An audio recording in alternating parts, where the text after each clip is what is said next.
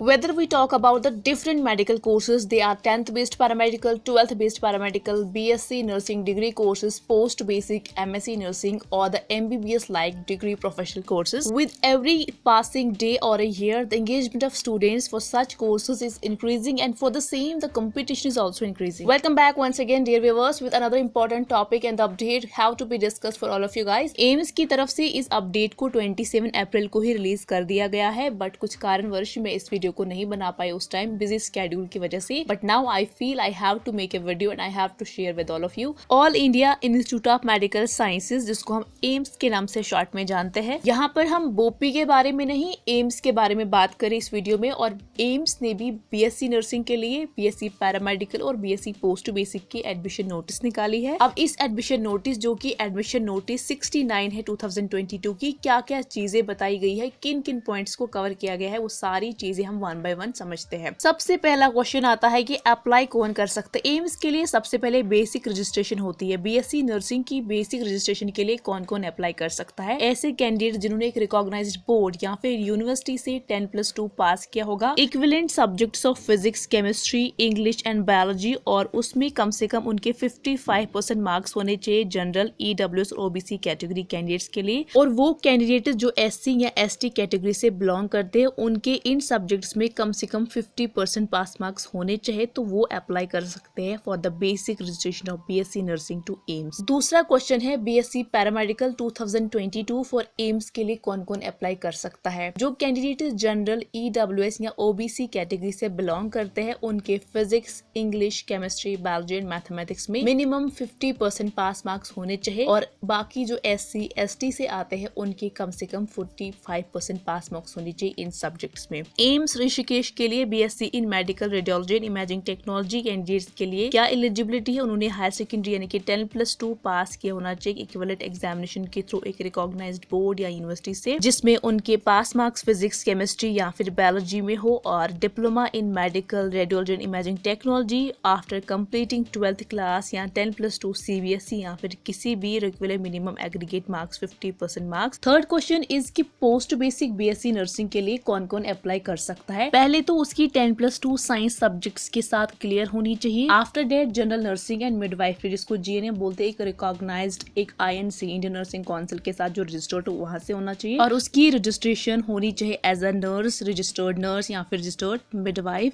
किसी भी state nursing council के साथ for post basic BSc nursing. In case of male nurse के पास अगर पास हुआ है इम्प्लीमेंटेशन से पहले, जो नई इंटीग्रेटेड कोर्स हुआ था 2003 से, उससे पहले, तो उस केस में उसके पास इंस्टीट्यूट ऑफ अ मिडवाइफ एक जनरल नर्सिंग सर्टिफिकेट होना चाहिए, और उसमें 6 मंथ्स की ट्रेनिंग पीरियड होना चाहिए. OT, technician, ophthalmic nursing, leprosy nursing और बाकी जितने भी यहाँ पर कोर्सेज आपको देखने को मिल रहे हैं. अब आते हैं इंपॉर्टेंट चीज पर, जो कि ऑनलाइन रजिस्ट्रेशन फॉर एप्लीकेशन. जो एम्स की रजिस्ट्रेशन होती है एप्लीकेशन के लिए, वो डिफरेंट स्टेज से होती है. सबसे पहले इसकी होती है basic registration BSc nursing paramedical and the post basic के लिए, जिसको हम पीएआर बोलते हैं. ये 27 अप्रैल से ऑलरेडी स्टार्ट हो चुकी है, और अभी ये 14 मई तक कंटिन्यू चलती रहेगी. बेसिक रजिस्ट्रेशन के बाद फिर स्टेटस अपडेट हो जाएगा, जिसमें देखा जाएगा कि कौन कौन से एप्लीकेशंस एक्सेप्ट हुए और कौन कौन से एक्सेप्ट नहीं हुए बेसिक रजिस्ट्रेशन के लिए. ये आपको 17 मई ऑफ 2022 को देखने को मिलेगा. आफ्टर दैट क्या होगा? Correction of deficiencies in basic registration. जिनका एप्लीकेशन एक्सेप्ट नहीं हुआ है, उसमें करेक्शन का टाइम पीरियड दिया जाएगा फ्रॉम 17 मई से लेकर 20 मई 2022 तक. जब वो चीज भी हो जाएगी, उसके बाद फिर फाइनल स्टेटस आ जाएगा, एक्सेप्टेड किनका हुआ और रिजेक्टेड किनका हुआ बेसिक रजिस्ट्रेशन. वो आपको 23 मई को देखने को मिलेगा. और उसके बाद जो भी कैंडिडेट जिनका एप्लीकेशन फॉर्म एक्सेप्ट हो जाएगा, उनके लिए फिर निकलेगा generation of code for final registration के लिए. ये चीज 5 मई से स्टार्ट हुई और अभी ये 27 मई 2022 तक 5 बजे तक चलेगी. और जिनकी फाइनल रजिस्ट्रेशन भी सबमिट हो जाएगी सक्सेसफुली, और उनको फिर payment of fees and city choice का दिया जाएगा उन कैंडिडेट्स को जिनका जनरेशन ऑफ कोड भी फाइनली रजिस्टर हो जाएगा. ये भी 5 मई से लेकर 27 मई तक कंटिन्यू चलेगा 5 बजे तक. 2 जून 2022 को ऐसे कैंडिडेट्स का एप्लीकेशन फाइनल स्टेटस देखा जाएगा, अगर इन केस किसी कैंडिडेट का एप्लीकेशन फॉर्म रिजेक्ट होता है, रजिस्ट्रेशन नहीं होती है. फिर जितने भी रिक्वायर्ड डॉक्यूमेंट्स यहाँ पर चाहिए, उनकी जो सबमिट करने की लास्ट डेट आपको दी जाएगी, वो 7 जून 2022 को दिया जाएगा. और फिर होस्टिंग जो अपलोडिंग एडमिट कार्ड्स की बीएससी नर्सिंग की, वो आपको मिलेगा 11 जून 2022 को. टेंटेटिव है, कुछ दिन इसमें में आगे पीछे हो सकते हैं। और उसके बाद जो बीएससी नर्सिंग पोस्ट बेसिक और बीएससी पैरामेडिकल कोर्सेज की एम्स वेबसाइट पर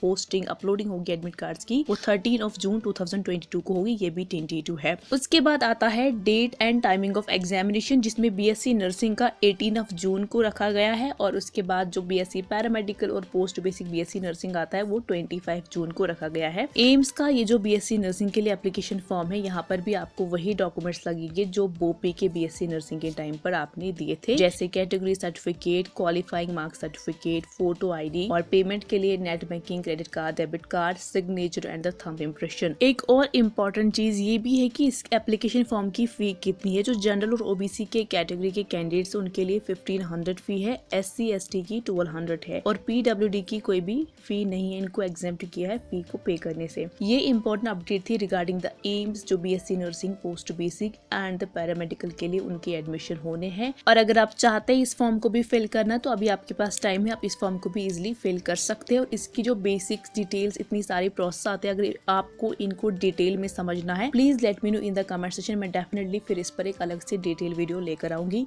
इस वीडियो में मैंने शॉर्ट में इसमें समझा, otherwise the video is going to be super long. अगर इस वीडियो से आपकी कोई भी हेल्प मिली हो, कोई भी इंपॉर्टेंट इन्फॉर्मेशन आप तक पहुंची और आपको ये वीडियो अच्छी लगी, then please do share, like and subscribe.